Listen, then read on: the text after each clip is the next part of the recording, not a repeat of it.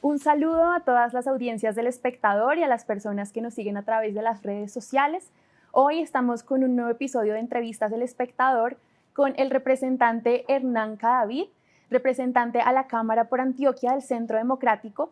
Me atrevería a decir que uno de los más juiciosos de su bancada, Gracias, que se ha dedicado pues, desde que se posicionó a control político y bueno, a hacer también como algunas críticas al gobierno de Gustavo Petro. Bienvenido. Laura, muchas gracias por esa presentación y muy contentos de esta conversación aquí en El Espectador. Sí, claro que sí, representante, pues le agradezco mucho por haber aceptado nuestra invitación. Yo quisiera pues empezar de una vez con algunas preguntas y quisiera iniciar pues preguntándole por qué ya se incumple ya casi que 2 años del gobierno de Gustavo Petro, Sí. Pero en esta ocasión no quisiera empezar preguntándole por el gobierno Petro, sino por la oposición. Me gustaría preguntarle ¿cómo evalúa usted el trabajo que ha hecho la oposición en estos ya casi, como le digo, 2 años que se cumplen del gobierno Petro? Pues Laura, no ha sido un trabajo sencillo en la medida que hemos encontrado una agenda, digamos, agresiva, no solamente en términos legislativos, sino de apuesta política del gobierno nacional. Y la tarea de nosotros trasciende también los salones del Congreso. Nos toca una tarea laboriosa en las regiones, en los gremios, en los trabajadores en las calles y por supuesto en la tarea política, como fue el resultado del 29 de octubre anterior, y también sostener una agenda muy bien desarrollada, digamos, argumentada principalmente, no de destrucción, sino de construcción del país también, pero desde la oposición, dentro del Congreso, con unos desafíos muy grandes como la salud, las pensiones, la reforma laboral, etcétera, pero creo que nos hemos permitido adaptarnos bien al reto. Sí, claro que sí. No, representante, pues hablando del trabajo que ha hecho la oposición, hace poco usted envió una carta al director de la policía, sí, precisamente porque al parecer, pues estaba, o denunció, mejor dicho, que habían como unos actos de inteligencia sobre la oposición, al parecer, pues a través de estas denuncias del presidente Gustavo Petro, como de la idea del golpe blando, de que hay como un plan para desestabilizar al gobierno. Pues me gustaría saber cuál es su preocupación en este caso, pues al presentar o enviar esa carta al director de la policía. Pues Laura, rápidamente mencionar que el gobierno nacional ve un síntoma de golpe de Estado en toda expresión legítima de la democracia. Cuando los gobernadores anteriores dijeron libertad y orden y pusieron su escudo, dijeron viene un golpe de Estado. Cuando el Consejo de Estado ha tomado decisiones sobre la nulidad de algunas elecciones de miembros del pacto histórico, dicen viene el golpe blando. Y ahora pues también hablan de un aparente golpe de Estado y configuración de desestabilización del gobierno de parte de lo que hacemos nosotros, que somos unos ciudadanos que tuvimos la oportunidad de llegar al Congreso. No serán nunca nuestras formas. ¿Cuál es la preocupación? Es que el gobierno guarda silencio sobre elementos muy cuestionables, como que un informe de inteligencia de la Policía Nacional le habría dicho al gobierno que estaríamos en un plan de desestabilización. Primera pregunta al general de la policía. Usted está utilizando los instrumentos de la inteligencia para perseguir a la oposición para este tipo de asuntos que suenan ridículos, uno. Dos, el general Sanabria tiene una posibilidad muy grande. O somete la institución a los caprichos y delirios del presidente o preserva la institución para la seguridad de los colombianos. Ese es el mensaje, esa fue la carta y ese es el llamado de atención. La verdad, con respuesta muy insatisfactoria, Laura. Claro que sí. Yo de todas formas quisiera preguntarle, porque pues esta es una advertencia que ha hecho el presidente Petro, pero también sectores afines, pues yo quisiera preguntarle de frente si la oposición pues tiene efectivamente algún plan, si no para desestabilizar, pues sí para hacer ese trabajo de oposición, se podría decir, no sé, en las calles, también se habla pues de las denuncias que se han puesto en la comisión de acusaciones. Sí. Digamos que hay motivo en esta queja del presidente Gustavo Petro. No, Laura, porque son expresiones legítimas de la oposición y yo lo quiero decir con total claridad. Una persona que movilizó miles de ciudadanos, inclusive cuando estábamos en pandemia, que invitaba a que se cerraran los negocios, a que no se le compraran a las tiendas o a los mercados, etcétera, que creó esa inestabilidad tan grande en el país con esa agitación política, porque Petro sin duda alguna era el cerebro detrás de los llamados estallidos. Muy mal le queda decir que si nosotros nos pronunciamos sobre alguna reforma de él con argumentos institucionales dentro del Congreso o queremos salir a la calle en una expresión legítima, como también lo hemos hecho, es porque se está preparando un golpe de Estado, una desestabilización. Yo creo que el principal factor de inestabilidad del gobierno es el propio gobierno. Claro. Usted además mencionaba que sobre pues esta posición del gobierno frente a la oposición, que tal vez han recibido otros hostigamientos a las denuncias que usted ha hecho. digamos, entiendo que hoy en esta ocasión viene de ratificar su denuncia contra el pastor Alfredo Sade. Me gustaría pues preguntarle, ¿qué manifestó la Fiscalía? Laura, primero han manifestado quienes tienen por qué decirlo que el señor Sade no goza la calidad de pastor, tema en el que yo no me meteré, pero que es importante que también la opinión pública tenga eso en referencia. Segundo, uno puede tener libertad de opinión y de expresión en una democracia, hay que tenerlo, pero eso no es ilimitado. Y el señor Sade salió en unos trinos a decir que a nosotros como expresión política nos tenían que eliminar. Y en un país con un contexto de violencia tan difícil, una cosa es lo que uno diga en Bogotá, otra es cómo llega ese mensaje a regiones apartadas de Colombia, con radicalismos, con violencias. Eso configura un delito en nuestra opinión que se llama hostigamiento. Más que quedarme en el debate de las redes, lo que hice fue denunciarlo ante la Fiscalía General de la Nación, y antes de esta entrevista que estamos teniendo, esta conversación, pues ratifiqué ante los despachos de la Fiscalía esa situación. Nosotros nos tenemos que hacer respetar como democracia, no solamente en un tema de partidos. Este tipo de cosas no pueden pasar a futuro. Una cosa es disentir, otra yo invitar a que eliminen del panorama a una persona, a una expresión, a un grupo. Claro que sí. Digamos que haciendo alusión un poco a este tema de la denuncia que ha radicado, pero además también a lo que veníamos hablando de la postura tal vez del golpe blando, entendemos o sabemos también que tiene una denuncia, una queja contra el ministro de Salud, Guillermo Jaramillo. ¿Cuáles son las razones de esa denuncia? Y si tal vez nos puede contar un poco ese trabajo que ha hecho. Laura, Guillermo Alfonso Jaramillo, hoy ministro de Salud, fue el gerente de la campaña al Congreso del Pacto Histórico. Han surgido unos elementos muy preocupantes sobre lo que fue la financiación de esas listas del Congreso. Unos aportes de unas empresas aéreas cuyo propietario se declaró culpable por narcotráfico en el exterior. Yo pregunto qué hubiese sucedido si eso es en otra campaña y otro Congreso y la oposición es los que hoy gobiernan. Primer elemento. Segundo, como ministro de Salud tiene que tener una autoridad legítima, moral, para decirle al Congreso modifiquemos el sistema de salud en este u otro sentido. Pero primero responda cuáles son sus responsabilidades en esas materias, pues nunca lo hizo. Entonces, ¿qué dije yo? Si no le responde al Congreso, si no le responde a su propio partido, que hasta también le pidió explicaciones, pues vamos a buscar que le responda a la justicia.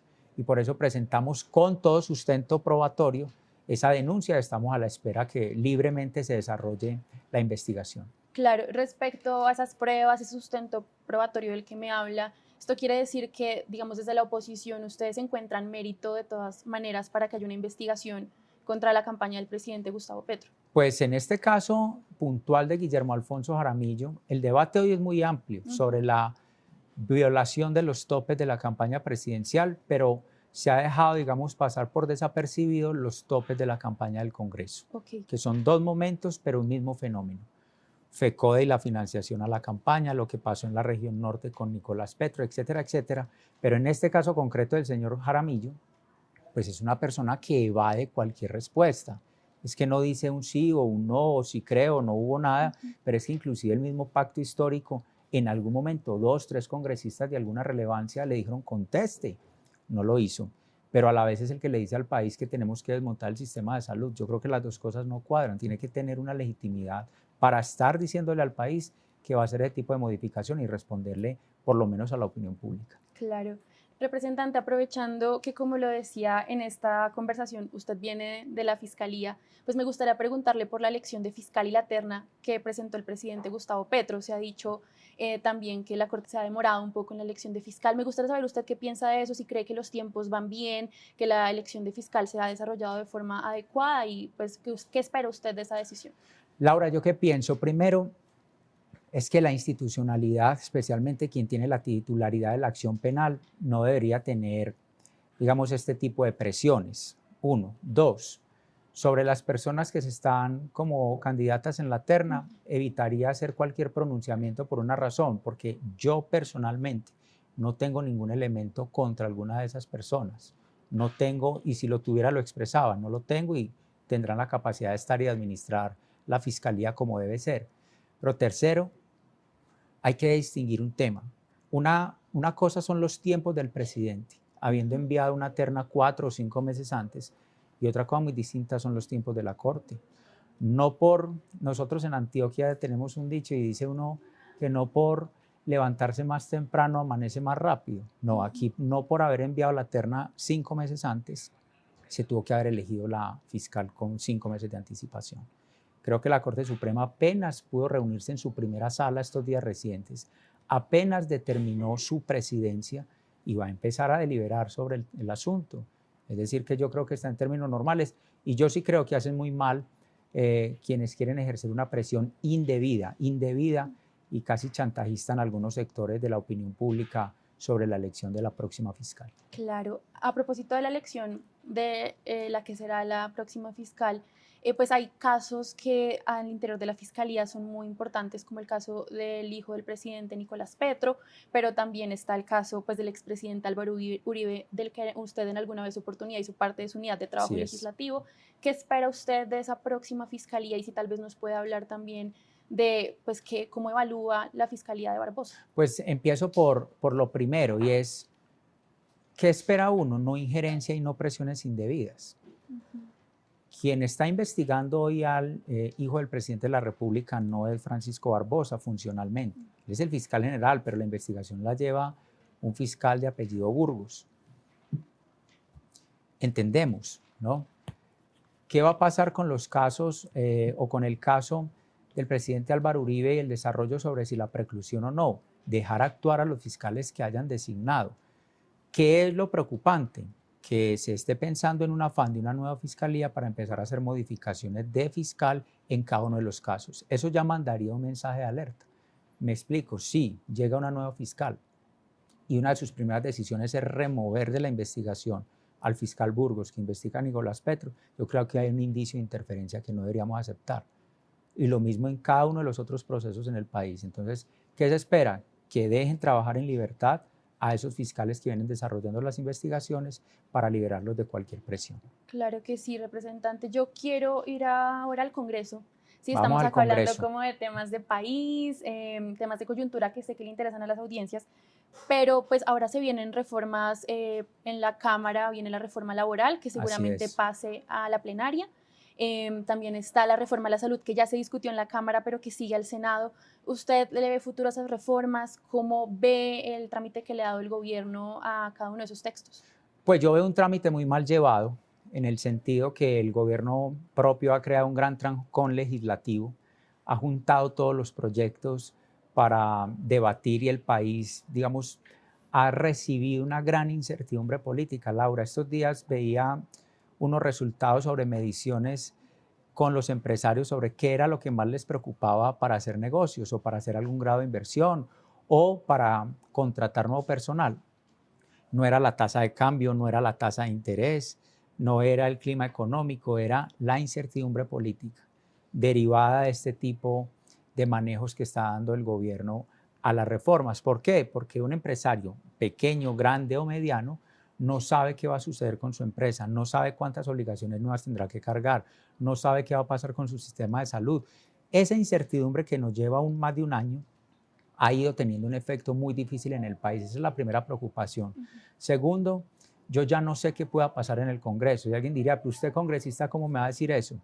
Me duele mucho la relación transaccional del gobierno con sectores de mayoría del Congreso. Eso no debería estar sucediendo y es lo que hoy está pasando. Lo que tanto criticaron y dijeron que eso no iba a suceder, profundizaron esa práctica. Recogen los partidos, recogen los congresistas y lentejean, como dicen por ahí en el argot político, y así se han ido ganando los votos. Yo creo que tener que acudir a esas prácticas para unas reformas tan trascendentales manda un muy mal mensaje. Claro, representante, pues me gustaría preguntarle, digamos, más específicamente o profundizar a qué se refiere, digamos, con esas prácticas que se están desarrollando en el Congreso y si usted, pues, tal vez las ha presenciado o, digamos, a qué se refiere con eso. Claro, yo mismo denuncié públicamente la presencia del ministro de las TIC, Mauricio Liscano, metido en las curules del debate del Congreso de la República. Cada que había que votar un artículo, fungiendo como un ministro de Interior o como un asesor del Ministerio de Interior, recogiéndolos para poder garantizar esos votos. Esas no son las prácticas. Yo se lo pregunté y se lo dije. Ese es el cargo del Ministerio de las TIC. A eso lo trajeron. No volvió a aparecer por allá, pero siguió trabajando y uno sabe cómo han ido incorporando cuotas de sectores y partidos políticos o en los sectores de obras públicas o de infraestructura. Ahí están y nosotros se lo hemos dicho al país y hemos demandado normas que han creado para beneficiar a ciertos grupos políticos, como es el caso de esa llamada INVIR, que es un instituto para las vías rurales, que seguramente se lo entregaron a un sector político y los vamos a seguir evidenciando ante el país. Claro, usted ha denunciado a propósito, pues, que menciona la INVIR, que el gobierno ha reducido, si se quiere, como los requisitos para contratar funcionarios públicos en ciertas entidades. También tenemos el caso del INVIMA. Sí. Pues sí nos gustaría que nos explique un poco pues, de qué se trata esa denuncia que también ha hecho y pues cuál es su percepción. Bueno, el INVIR nos deja una preocupación y es que en un artículo el presidente de la República tumba la ley 80. Es decir, dijo que por ser para las asociaciones y cabildos indígenas y juntas de acción comunal ya no necesitaban procesos de selección. Eso es un gran problema. Sí creemos que hay que contratar con juntas de acción comunal, pero no abrir un boquete a la corrupción y a unas malas obras cuando se vayan a presentar. 2, tenemos una preocupación con una conducta del gobierno que no afecta a la oposición, afecta al país completo. Y es que optaron por la reducción de requisitos para incorporar personal en cargos de máxima responsabilidad como la Junta de Ecopetrol, la empresa pública más importante de los colombianos, o como por ejemplo en el INVIMA, que llevan 4 o 5 directores en encargo y en año y medio no han podido hacer un solo nombramiento en propiedad. Entonces, ¿qué dijeron? Reduzcamos requisitos, ya no necesitamos a un técnico, sino a cualquiera. Eso está muy mal, eso es una afectación. ¿Sabe qué nos dijo una clínica en Medellín? Nos dijo, somos los mejores en intervenciones cardiovasculares, tenemos un problema con el INVIMA, es que no nos autorizan la incorporación al país de una aguja específica para hacer cirugías de corazón. O sea, de esa dimensión son los daños que se están presentando por lo que hoy está pasando. Claro. Usted además mencionó que va a presentar un proyecto de ley para regular en esa materia. ¿De qué se trata? Pues no es fácil porque pareciera una facultad discrecional del gobierno hacer ese tipo de reducciones. Lo que vamos a presentarle al Congreso de la República, y ojalá esto sea un debate que acojan todas las fuerzas políticas del país, es que debe mediar un concepto previo del Departamento de la Función Pública, un concepto de la Procuraduría General de la Nación y en algunos casos específicos vamos a querer incorporar también la mediación de la Sala de Consulta y Servicio Civil del Consejo de Estado para que conceptúe previamente si esa reducción de requisitos es viable o no es viable. Y con esos elementos una junta directiva puede decir sí o puede decir no, pero no de forma caprichosa como dice usted. No encuentro a alguien apto, no encuentro a alguien capaz, venga, le reduzco requisitos y meto al primero que pase por ahí o que le sirva y las instituciones técnicas del país en un deterioro acelerado. Claro, según le entiendo, este proyecto llegará al Congreso, pues ahora cuando inicie Ahorita el 16 de febrero vamos a radicarlo ese mismo día y esperamos, digamos, encontrar un consenso de sectores. Habrá quienes no les interese, como es natural, pero sé que el país va a preferir que demos una lucha legislativa en ese sentido. Claro, sí, le pregunto eso porque este 16 de febrero, como dice, vuelven las sesiones ordinarias al Congreso, pero sin embargo pareciera que hay muchos proyectos de iniciativa congresional que no avanzan, pues porque hay bastantes temas por discutir, reformas que tienen prioridad legal. Entonces, pues sí nos gustaría saber cuál es el panorama que usted ve para esos proyectos. Es muy difícil porque el gobierno nacional cooptó, se apropió de la agenda del Congreso. No hay debates del proyecto de ley distintos a los del gobierno. Entonces, la iniciativa legislativa, que a uno les puede parecer que está bien el proyecto que acabo de mencionar, o a otros no, pero habrá otro compañero de otras regiones, de otros partidos que llega con su agenda legislativa. Todo eso está frenado. Nosotros pudimos denunciar con cifras precisas, por lo menos en la Cámara de Representantes, terminando el año 23, que más de 95 proyectos no se habían tramitado, porque la agenda de todos los días era la reforma a la salud. Lo que le dijimos ahí, está entendido. Discutamos esto, pero discutamos también la agenda de los congresistas. Pues no hubo poder humano. Esperamos que podamos sacar adelante, digamos, propuestas como estas. Hay otras muy importantes, hay otras de personas que, como lo digo, estimarán que no tanto, pero sí necesitamos más autonomía dentro del Congreso, porque hoy el gobierno es el que le marca los tiempos y la agenda al Congreso de la República. Claro. Antes de salir del Congreso y, digamos, de esta ronda de preguntas, pues así como al gobierno Petro se le ha criticado, digamos, a algunos funcionarios que intervengan en las plenarias o también se ha cuestionado como ciertos comportamientos, a la oposición en algún momento se le cuestionó que abandonara la plenaria para destruir o bueno, diluir el quórum, mejor dicho. No sé, pues, ¿por qué estaban usando esta estrategia? ¿La van a seguir usando? Y pues, ¿qué piensa de esas críticas de que no, pues digamos que esa no era la vía para poder generar consenso? Pues importante esta discusión, Laura, porque es un debate que surgió mucho en el marco de la reforma a la salud.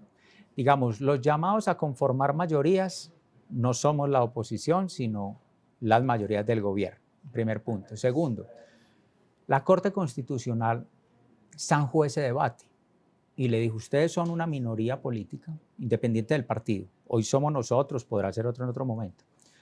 Pero la desintegración del quórum, si se permite decir así, por parte de la oposición, tiene una protección constitucional. Okay. Es decir, ustedes allí no están faltando a su deber. ¿Cuál es la regla? Lo que sí no se puede hacer es estar dentro del recinto y no votar, eso lo entendemos. Pero si vemos que de nosotros depende que avance o no una reforma con la que nosotros estamos de acuerdo, pues evidentemente podemos salir y eso está hoy protegido inclusive por las decisiones de la Corte Constitucional. Entonces, obvio que al gobierno dice, pero es que se están levantando. Nosotros le diríamos, pero es que ¿dónde están los de ustedes? Que son los que tendrían que estar aprobando, porque no van, no aparecen, no porque viven viajando o porque tienen dentro de sus congresistas a los más viajeros y los más paseadores del Congreso. No, esa no es la responsabilidad de nosotros cuidarles a su gente, Laura. Okay. Bueno, y yo quiero ir cerrando la entrevista con unas preguntas pues de cara como a 2026, si se puede decir de claro esa forma. Que sí. Claro que sí. Tal vez muy prematuro, pero el expresidente Álvaro Uribe ya se ha referido al tema, ha dicho que para 2026 tiene preparados, es más, se refirió así que a un tigre y a unas tigresas. Sí. Me gustaría saber, pues, usted, pues, como miembro del Centro Democrático, ¿cómo ve la carrera de cara a 2026? ¿Si la ve prematura?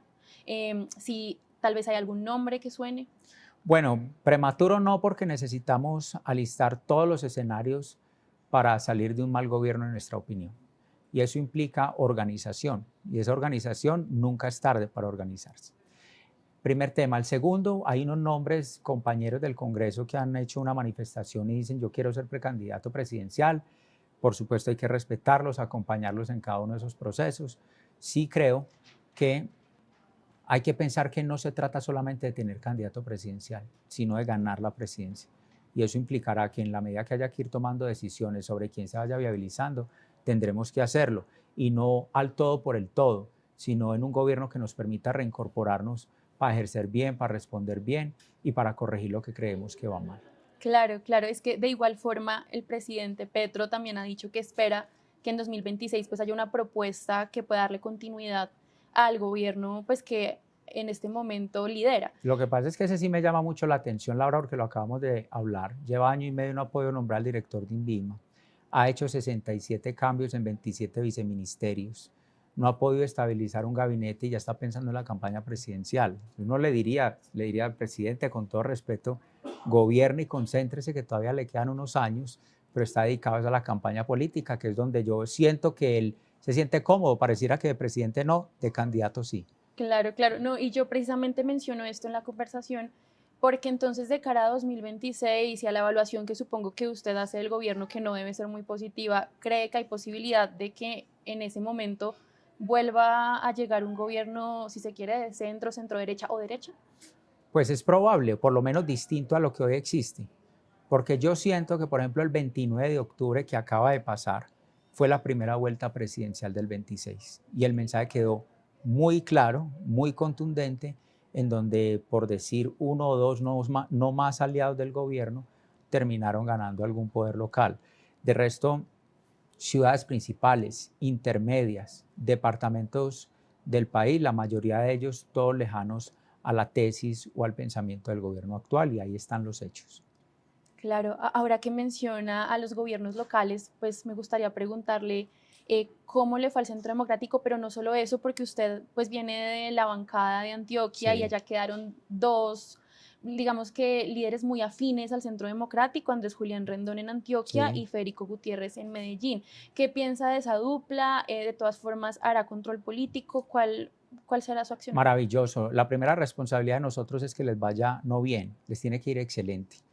Y eso implica también poder decirles cuando pensemos que hay un error, decirles hay que corregir esto, que hay un error, porque es la responsabilidad nuestra ante la opinión pública.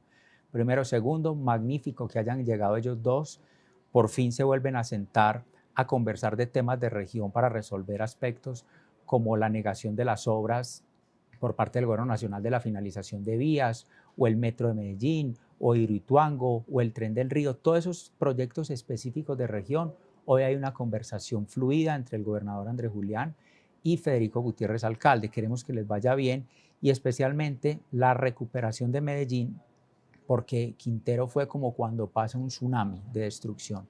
Socavó todas las instituciones, saquearon a Medellín y esa recuperación no se logra en meses. Entonces ese es uno de los propósitos y a lo de Quintero hay que seguirlo denunciando, porque él terminó la administración, pero los hechos que se constituyeron en nuestra opinión delitos hay que denunciarlos y tendrán que investigar. Claro.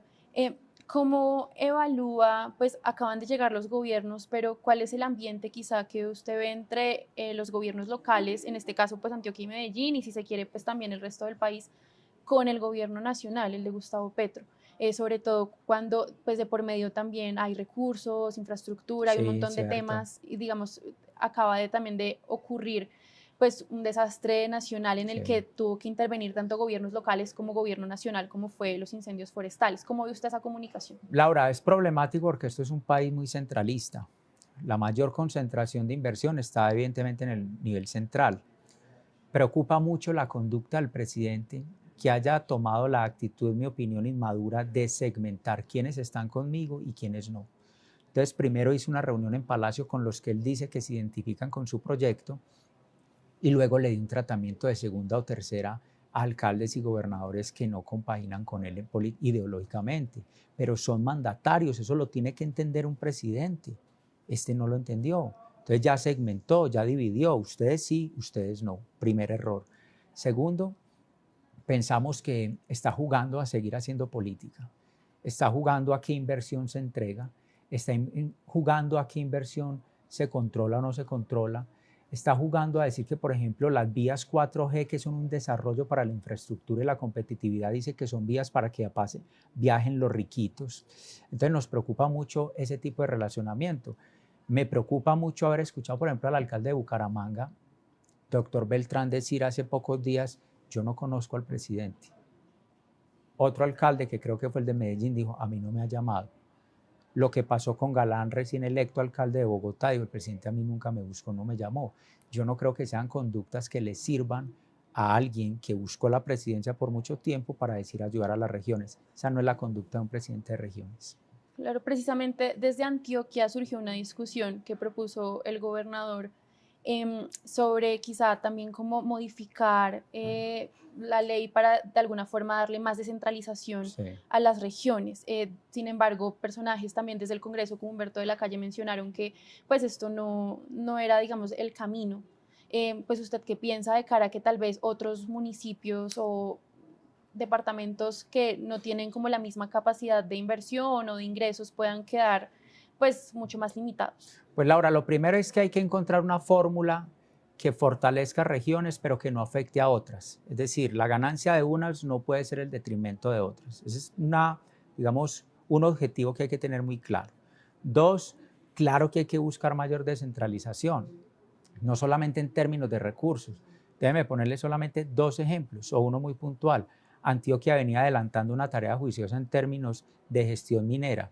El gobierno dijo, después de 21 años, venga y recoge esa competencia, la centralizo.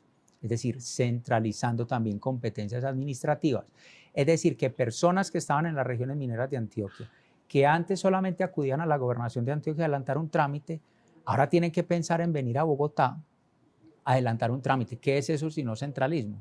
Entonces yo creo que hay formas de encontrar mayor autonomía fiscal, digamos presupuestal, si se quiere aumentar el monto de las transferencias que se va a las regiones, puede ser, pero también delegarles competencias administrativas, porque estamos retrocediendo en ese sentido. Yo creo que se pueden ir encontrando consensos con las demás regiones del país, no solamente Antioquia. La región Caribe ha alegado mucho también buscar su autonomía. La región andina, por supuesto. lo que ha pasado con el sur del país en ciertas partes. Las regiones necesitan mayor autonomía con temas muy precisos. Claro. Representante, pues esas eran mis preguntas. De todas formas, a mí me gustaría para finalizar, pues que si quiere tal vez enviar un mensaje o contar un poco acerca del trabajo que se va a hacer de cara a las sesiones que inician el próximo 16 de febrero, pues que lo comparta, por favor. Laura, gracias. Nosotros vamos a estar no solamente en los salones del Congreso, en nuestra tarea cada vez más juiciosa, más acuciosa, más concentrada, sino que también nos vamos a ver en las calles de Colombia.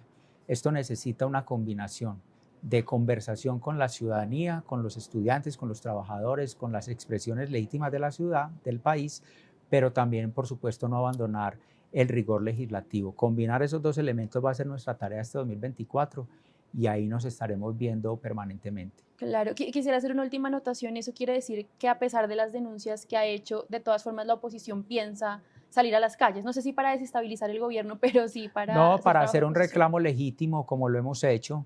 Cada vez encontramos sectores que eran más escépticos, por ejemplo, médicos que decían yo no salgo a la calle, ahora nos dicen ¿a dónde vamos? ¿A dónde vamos? Porque sentimos el riesgo, porque nos van a arrasar eso. Eso es una expresión legítima y como lo dijimos en la conversación, muy mal le queda a quien promovió, inclusive en algunos casos, vandalismo y violencia de agitación, ahora decirnos una expresión legítima, serena, que vamos a desestabilizar el país. Es todo lo contrario, queremos reconstruir este país. Bueno, representante, le agradezco Ahora, mucho. Muchas gracias a ustedes por aceptar la invitación y agradecemos a las audiencias que se conectaron en esta ocasión. Los esperamos en un nuevo espacio de entrevistas.